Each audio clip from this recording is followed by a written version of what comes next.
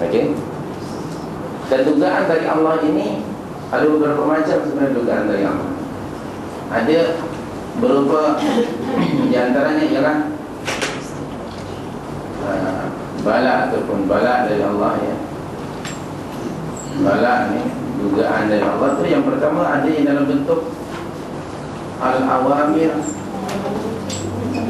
wa an-nawahi. Nawahi,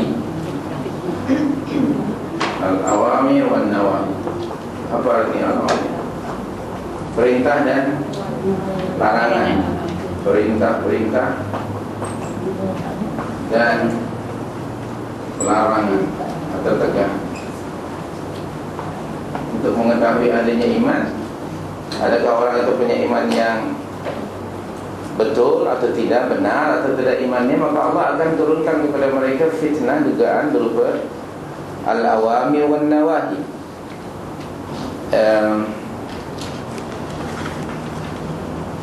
Abdullah bin Abbas radhiyallahu anhuma pernah memberikan tafsir firman Allah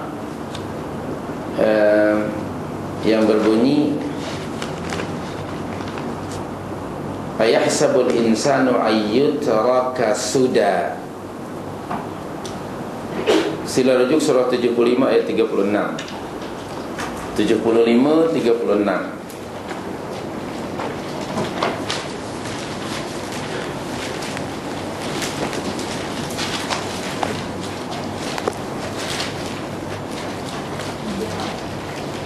Al-Qiyamah.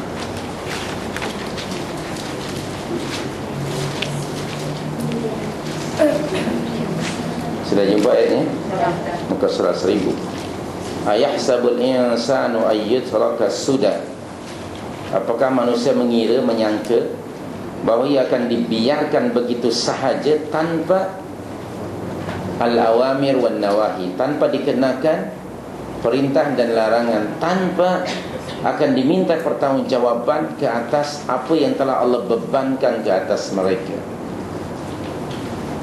Kata Ibn Abbas radhiyallahu anhu bahawa yang dimaksudkan di situ ialah ayyutraka suda itu, adakah manusia mengira bahawa mereka tidak akan dikenakan perintah-perintah dan larangan-larangan oleh Allah Subhanahu wa taala. Pasti setiap insan dikenakan bala yang pertama berbentuk perintah dan larangan. Ini sebagai aplikasi atau realisasi dari matlamat diciptakan manusia oleh Allah. Bukankah manusia diciptakan oleh Allah lil ibadah? Dalam surah 51 ayat 56 selalu kita rujuk ke situ.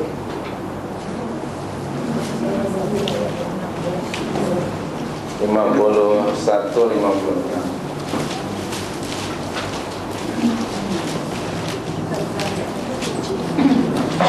Semua kita sudah selalu merujuk ayat itu. Tujuan manusia diciptakan oleh Allah lil ibadah. Wa ma khalaqtul jinna wal insa illa liya'budun. Ya, dalam ibadah kepada Allah, realisasinya ialah sama ada berupa perintah atau larangan. Dan yang dikenakan perintah dan larangan Allah ialah seluruh manusia. Lalu di antara manusia itu yang pertama berupa perintah itu ialah lil ibadah. Tiap-tiap insan, tiap-tiap umat yang Allah pernah mengutus kepada mereka seorang rasul, diseru mereka itu untuk mengabdikan diri mereka, menyembah Allah semata-mata. Tiap-tiap rasul akan mengatakan, ya qaumi a'budullah ma lakum min ilahin ghairuh. Wahai kaumku, sembahlah Allah, kamu tidak memiliki Tuhan selain daripadanya.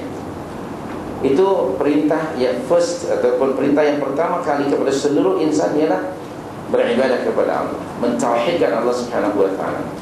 Lalu bila itu bukan perintah dalam bentuk syariat fi'liyah ataupun aturan undang-undang yang mesti dilaksanakan, bukan berupa syar'iyah, bukan berupa tuntutan. Kerana lepas yang pertama tadi, bila diseru supaya mengabdikan diri kepada Allah, tentu akan ada yang menerima dan ada yang menolak, kan? Dan bagi mereka yang menerima, Allah kenalkan al-awamir wal nawahi. Dalam Al-Quran, biasanya Allah akan mengadreskan perintah dan larangannya itu hanya kepada hamba-hamba Allah yang beriman sahaja, melalui firman Allah yang berbunyi, ya ayyuhalladzina amanu. Saya sering katakan, lepas ayat itu pasti ada sama ada amrun atau nahyun, sama ada perintah atau larangan. Dan yang dikenakannya adalah alladzina amanu. Tadi pada surah 29 ayat 2 dan 3, apakah manusia menyangka mereka itu tidak akan diduga dalam hidup mereka dengan perintah dan larangan hanya kerana cukup ke hanya sekedar mengatakan amanna, kami beriman? Sangkaan itu salah. Kerana iman itu perlu dibuktikan dengan ketaatan, menjalani kewajiban, meninggalkan larangan. Kalau orang itu melakukan apa yang diperintah oleh Allah, meninggalkan apa yang ditegah, barulah dia diakui sebagai seorang mukminuna haqqa. Tetapi sebaliknya, jika sekiranya hanya sekedar di mulut, maka munafiklah orang itu. Tentu anda masih ingat surah 8 ayat 2 hingga 4, kan? Di situ Allah menjelaskan kepada kita ciri-ciri sifat mukminuna haqqa.